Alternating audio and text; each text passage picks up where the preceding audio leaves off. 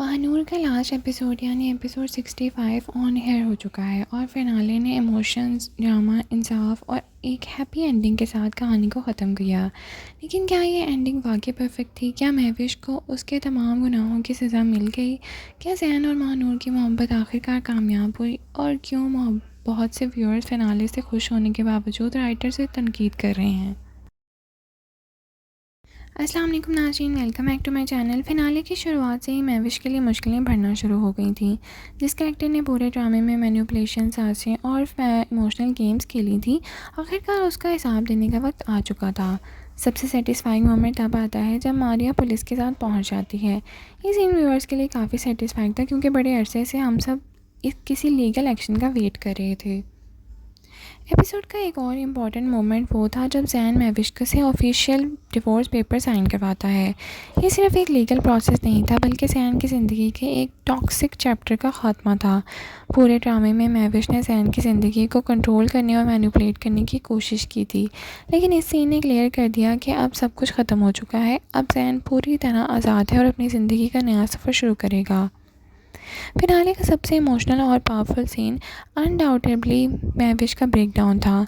जब वो देखती है कि ज़ैन और महानूर की शादी की तैयारियां हो रही हैं और उसने सब कुछ खो दिया है, तो वो इमोशनली कोलैप्स कर जाती है। यहाँ हमें लगता है कि राइटर्स ने चैप्टर को सिर्फ विलन बनाकर नहीं छोड़ा बल्कि उसके इमोशंस और ड्रामा को भी एक्सप्लोर करने की कोशिश की है। महविश को एहसास होता है कि उसकी नफ़रत और ऑब्सेशन ने उसे तन्हा करके रख दिया है और जो कुछ उसने हासिल करना चाहा था वो सब उसके हाथ से निकल गया है। एक चीज़ जो महानूर का एक कैरेक्टर को स्पेशल बनाती है वो उसका सॉफ्ट पार्ट था।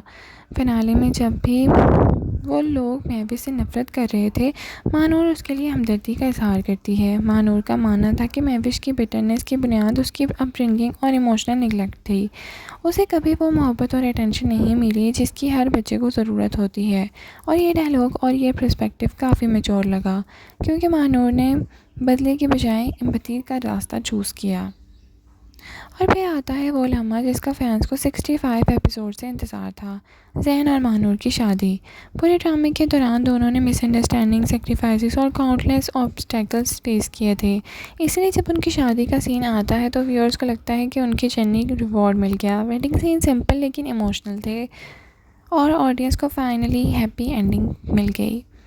अब आते हैं उस पॉइंट पर जहां ऑडियंस डिवाइड नज़र आई, जहां एक तरफ लोग ज़ैन और महानूर की हैप्पी एंडिंग से खुश थे, वहीं बहुत से व्यूअर्स ने राइटर्स को क्रिटिसाइज़ भी किया।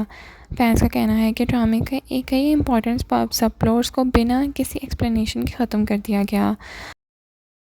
ख़ास तौर पर हिट एंड रन, एक्सीडेंट और चाइल्डहुड किडनैपिंग से रिलेटेड कहानियों को फिनाले में एड्रेस ही नहीं किया गया। यानी कई मिस्ट्रीज जो पूरे ड्रामे में बिल्ड की गई थी उनको कोई प्रॉपर कंक्लूजन मिला ही नहीं।